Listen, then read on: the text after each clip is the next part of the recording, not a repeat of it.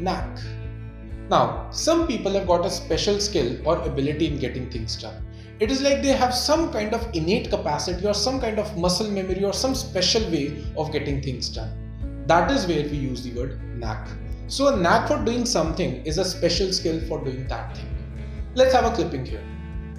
Price has left his estate, 10 companies, including the tabloid, to his 2 daughters, Madison and Kelsey. We have been asked to divide the assets up fairly. And I'm here, why? Because they hate each other. Malcolm structured the will to bring them back together. You have a knack for bringing parties together who don't see eye to eye. You have a knack for bringing parties together who don't see eye to eye. So तेरे अंदर एक खास capability है. तो उन लोगों की भी सेटलमेंट करवा देता है जो एक दूसरे को बर्दाश्त नहीं कर सकते. Another usage, Dhirubhai Ambani had a knack for making money. Dhirubhai Ambani had a special capability for making money. We can also use the word humorously.